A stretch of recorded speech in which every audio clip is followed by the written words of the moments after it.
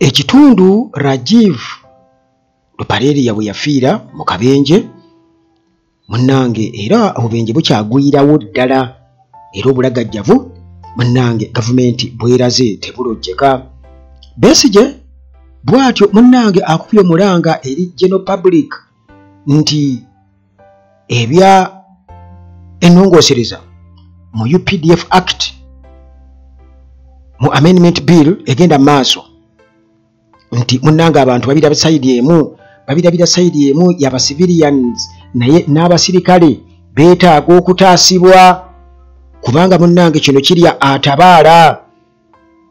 ate okutulugunyizibwa kwaba oludda oluvuganya naddala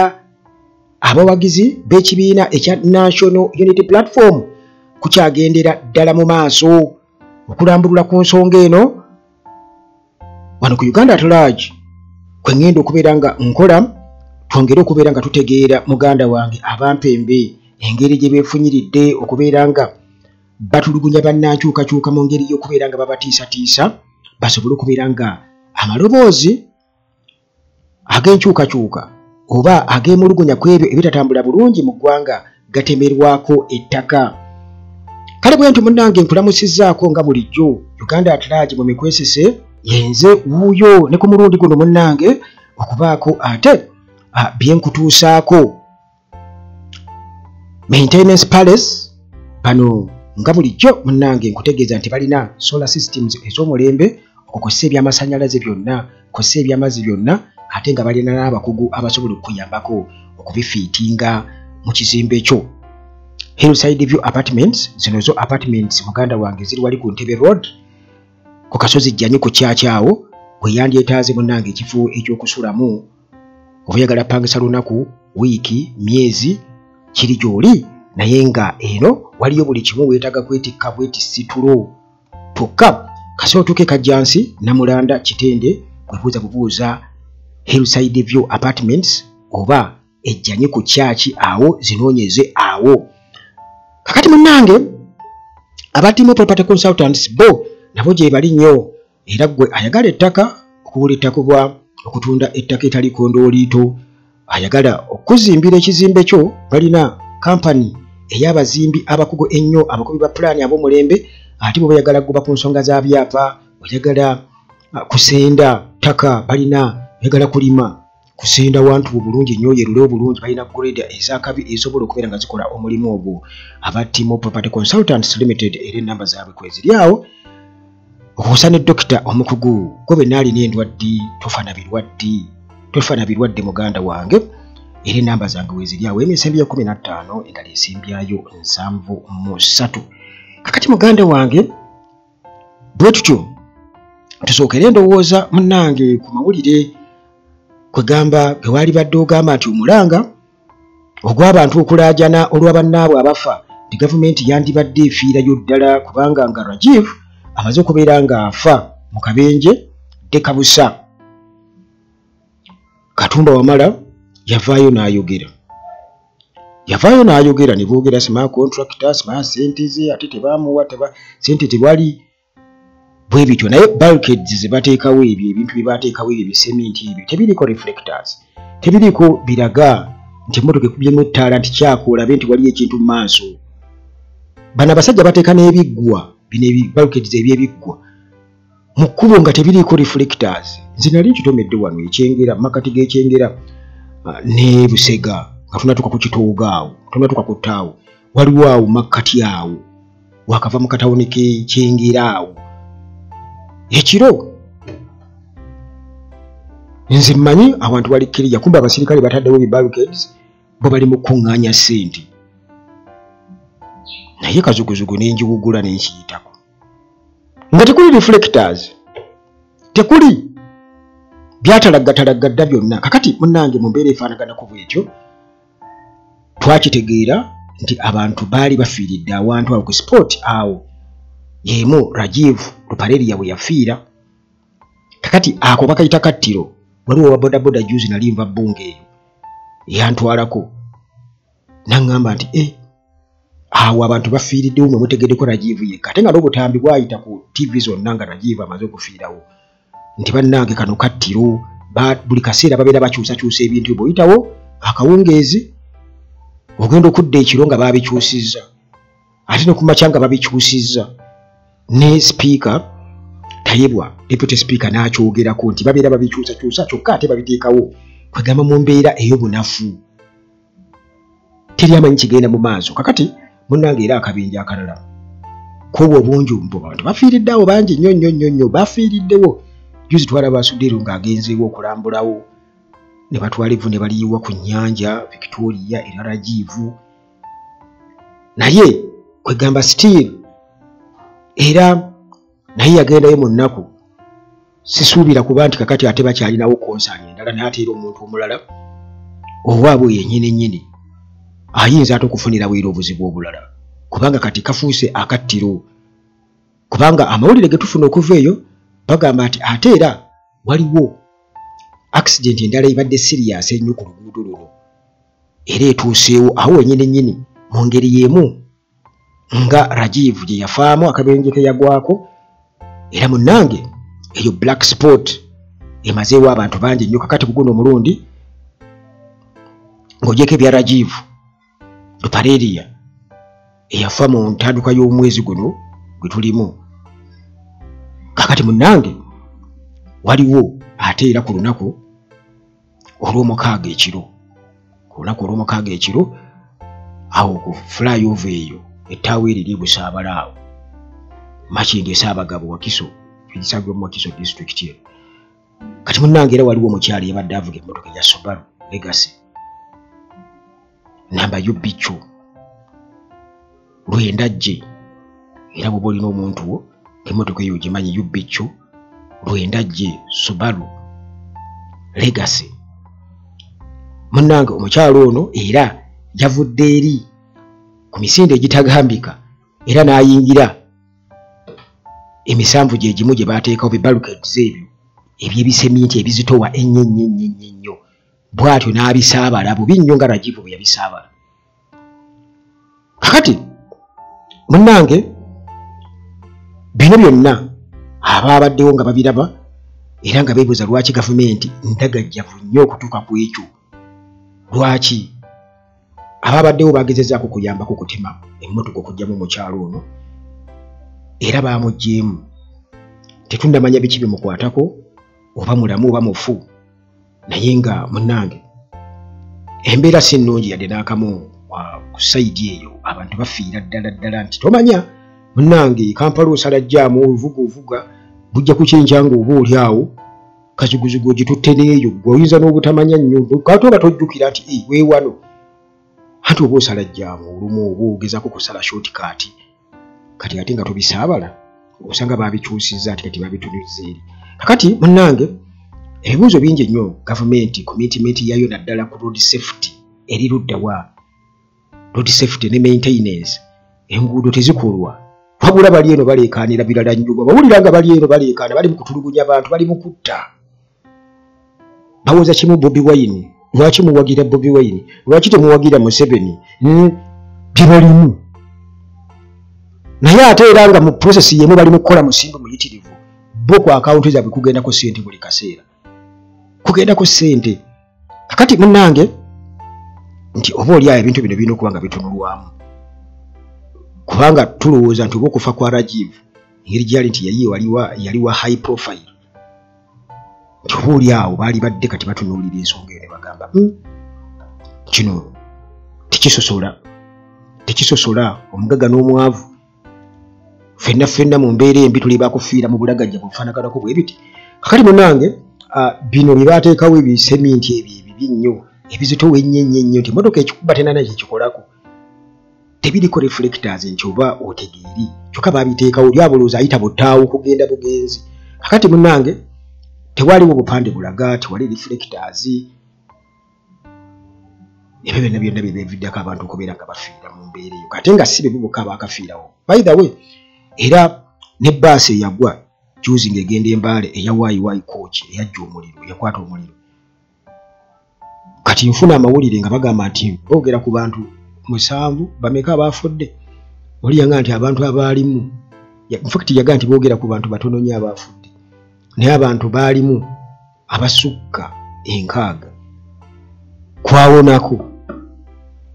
abantu abalinga mu 7 awo mbubo boogera batono naye ng'ate abantu baafa bangi ndowooza mu ngeri ey'obutaagala kutiisatiisa bomberi efaanaganako bwetu kakati munnange enguudo zaffe tekuli bubonero kulava ebikubo byasangukamu mu kkubo ate abatrafiki bayimirirawo naakuyimiriza nga nti tebayisizaawo naye nga n'ebikubo tebiriiwo kale kwegamba yensonga kyo kiraba nti waliwo yuzi nalaba eyatomera owa trafiki kwegamba sometimes oyinza okwesanga nga n'ebintu ebimu biva ku ebyo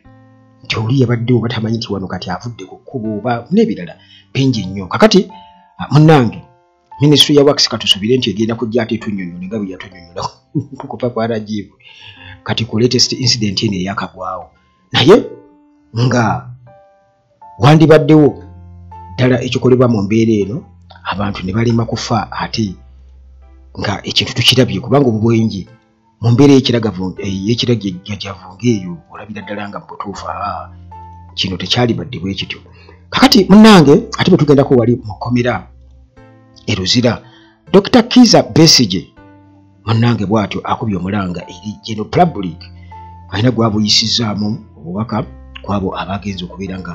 bamusisinkana kati ye atagamba nti UPDF yeetaaga protection naye yeetaaga okuyambibwako yeetaaga okubugirizibwa bannansi bagiyambeko kubanga nti ba military officers kati nabo bafuuse ba victims bafuuse ba victims titeri agenda kusemattuka titumanyi nti omanye ebiseera ebisinga obungi nti omuntu kasita atuuka akaseera nga ayagala kwekumira mu buyinza nga alimbirimbye abantu buli kimu kiweddeyo kati pakati General Museveni buli kimu kyaggwayo mwebaka kutulo byaggwayo twalwana byaggwayo nti mwagala okuddayo gye mwava mu dduka byaggwako abantu tebakyabiwuliriza bonna bagaggawale byaggwako n'ebirala bingi byebirala byazenga alimba abantu byonna biweddeyo kati ebibadde bimukumira mu buyinza byebyo wabula kyeyakola kyekimu kyeyakola ekikyamutaasa kwe kuba nti yakyusa ebisanja ne biva ku 2 najjawo ne age limit kati awo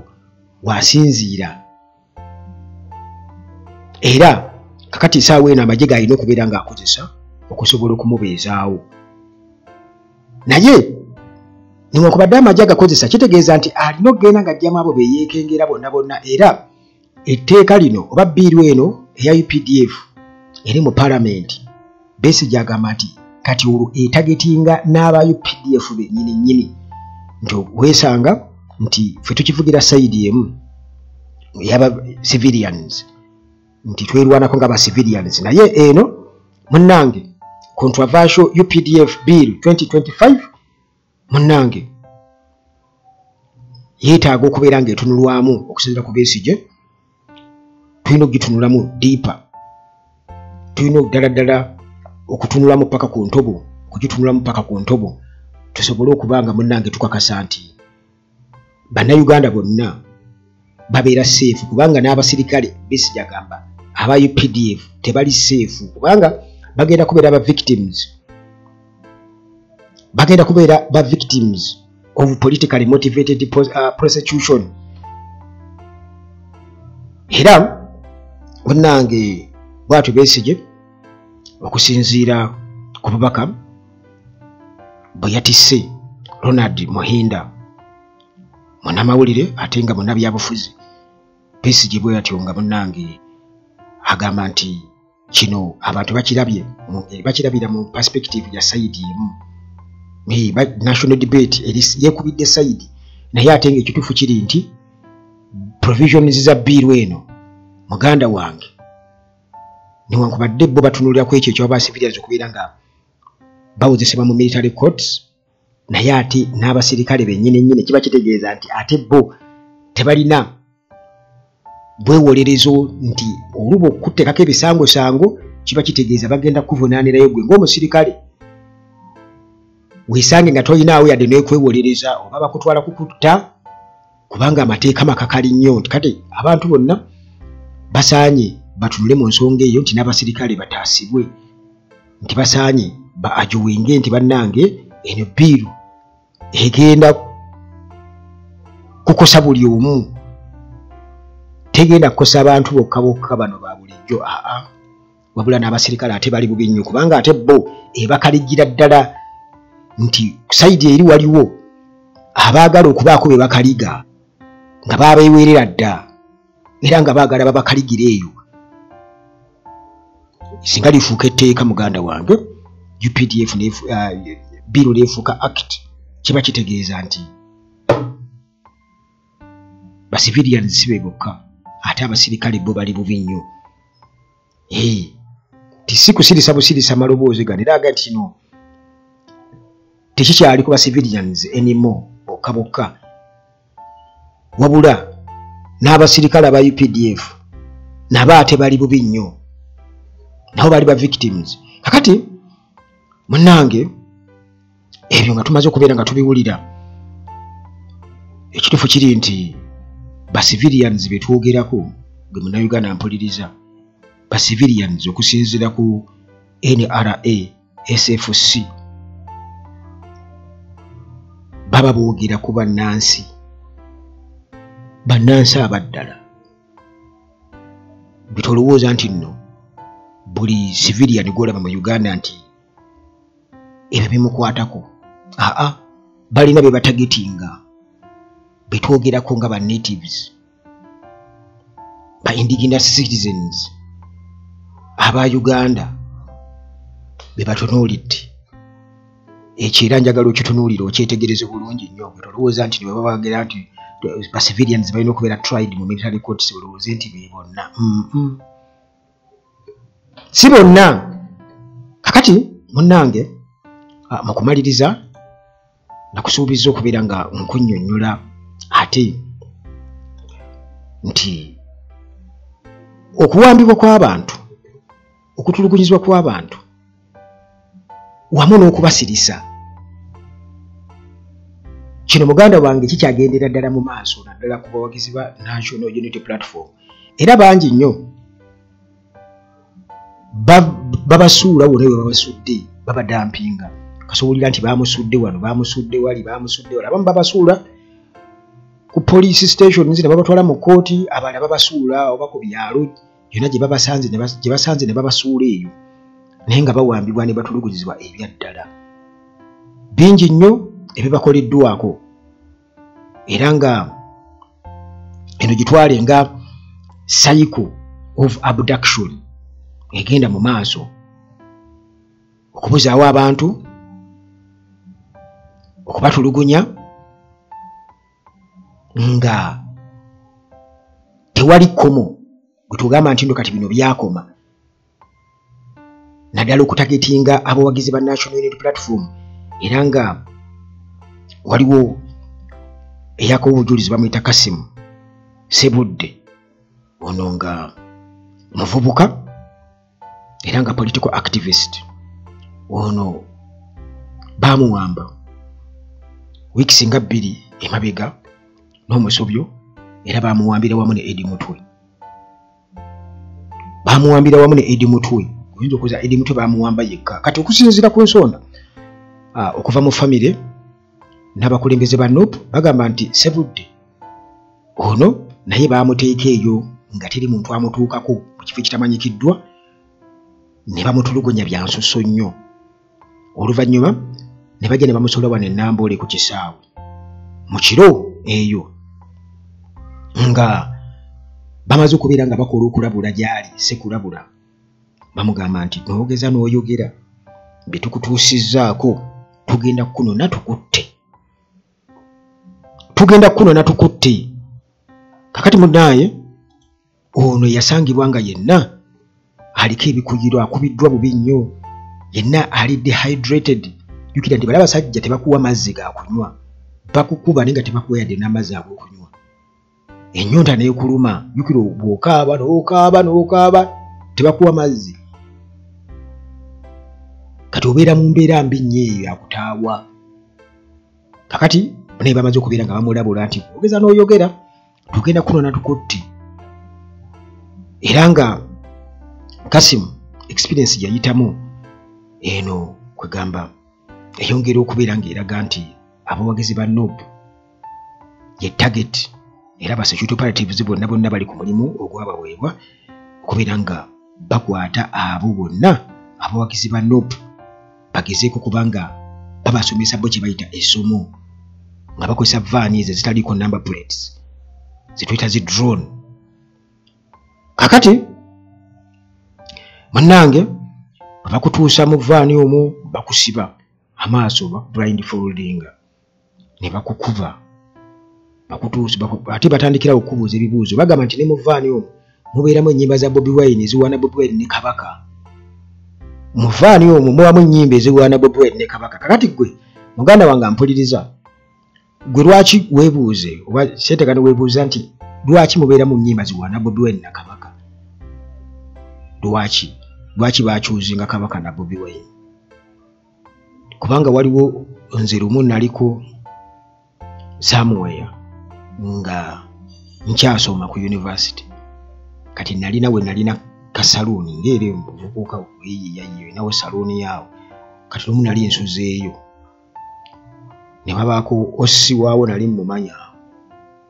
n'akwata abavubuka n'abako ekirunga baba bali batambula babakuba kati oli yeewozaako mu Luganda n'amubuuza you are speaking Luganda nga bw'amukuba nga just okwogera Oluganda kyekyali kimukubya. Kati kintu ekyo element eyo kitegeeza nti era weeri waliwo kye bayita ennugu n'okwagala okusaanyaawo abantu abamu kuba ekyo nkijjaawo ate era nga neewala nkiwulidde nga ku police stations. Kakati munnange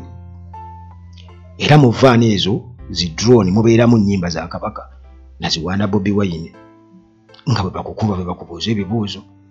Mwagala kufa kati gwali mwana muto lwaki togenda kujja kusoma nodda mu by'okuwagira Bobi Wine bwe bakuba. Kale munnange bakutwala ne bakuteeka eyo okumala weeks nga tolaba ku balooya tolaba ku bamemba ba famire tofuna na bujjanjabi era nga abamu ku bo babata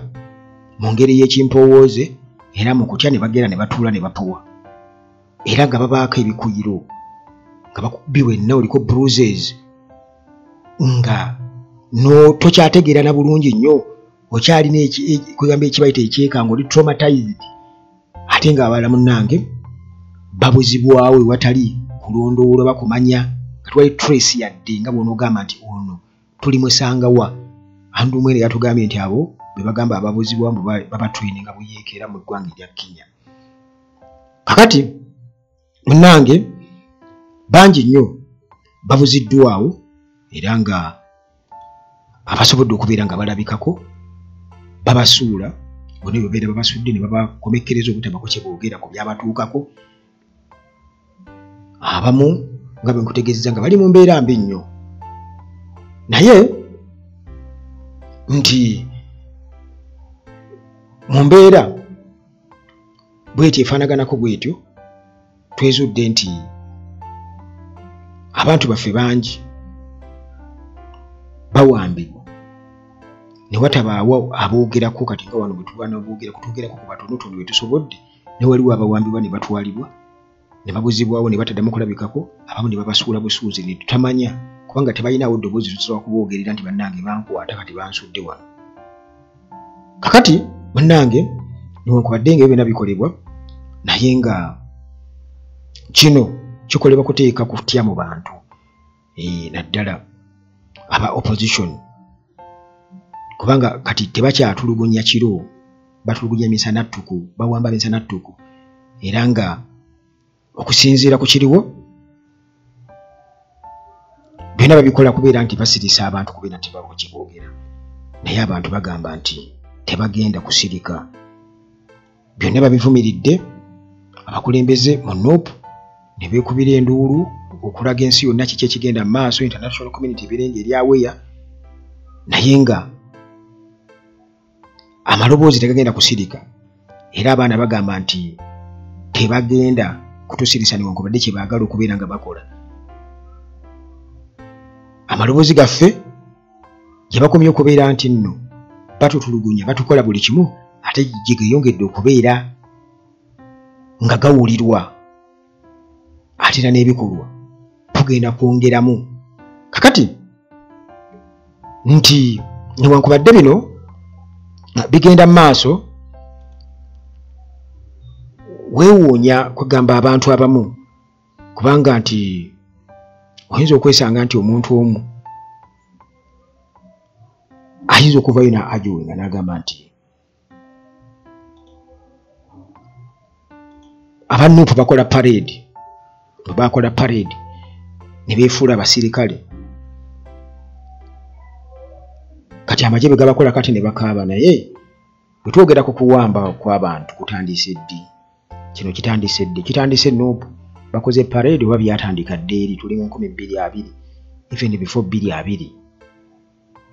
ate awo waaliwo ki reason yali ki lwaki baali babuzaawo abantu n'okubatwala kuba drone tezitandise kati naye oli ajja kugamba nti Ssenyonyi ye ali mu parliament ali mu kwogera teri amukwatako si buli wanuupu nti bamukwata naye ate gyoli Ssenyonyi tayambala bareti tayambala ovulo tayambala abyambala kakati reason olwokuba nti tebamukwatako kakati ate muyinza okuwanga reason nti ndaba abamu basiri bali awo kugamba bino abantu abamu bayinza okuza nti bikwata bukwasi ku bantu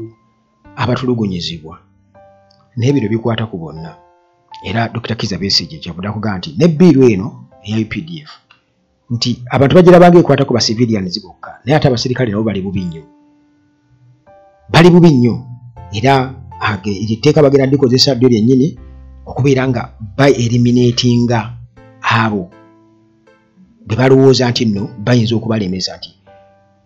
nga bamaliriza okubeera nga balikola bulungi nnyo ne baliyisa mu palamenti kati bagenda batandika kukitegeeza babakaligire ddala be basuubira okuba nti be bayinza okubalemesa nti singa babeera babagobye mu magye bagenda kweyunga ku bantu kati awo muganda wange nga bwe tubuulira bulijjo nti kino tekiriiko mukulu oba muto tekiriiko nasoma oba saasoma tekiriiko nti nze ndi mulungi kaalaala oli ali agire tekiriiko nti nze ndi wa ggwanga bwe riti oba ggwanga bwe riti kubanga bali beefaako bokka era ebisaanyizo oyinza okuba nga okoleka mpozzi nga ddala bakakasa nti gwe oli mwana wa gundi yakuzaala ne gundi awo oyinza okubeera sefu kati bano abaala bonna be bakozesa abalowooza nti nno batambulira wamu gurupu ya Gashumba n'abalala nammwe era bajja kubaleka awo mu bbanga kubanga ate era baagala nammwe munyiige ekyo bulanga boogera ku M23 eringa M23 y'enkya wano e Uganda balina okubalekawo babakuumira awo musobole okutuukiriza ebigendererwa byabwe kubanga bano bo basuubira okuba nti nno kati nga bwolaba muhoozi ekintu nti olutalo Museveni yakuteeka mu lutalo emyaka 5 kati ne muhoozi kyagezaako okukola kuleeta mivuyo asobole okubeera nga kati ye positioning okubeera nti kati tali questionable nti yawamba buwambi kati ne maaso era basuubira okuba nti kirina kuba bwe kityo balina okulekawo omukulu ogw'abantu abatali satisfied abagamba nti babuulibwa kati ebyo byonna byonna gwe muganda wange ampuliriza munankyukakyuka olina okuba nga obitunuulira kati olina kutunula ku end results ziyinza kuba zitya nti eno gurupu y'abantu eno gye bagezako zimba erowooza ki era kikiyinza okuvaamu tusobola ogigobera ddala wano e Uganda oba tetusobola bwe tuba tetusobola gigobera ddala wano e Uganda tukoze tutya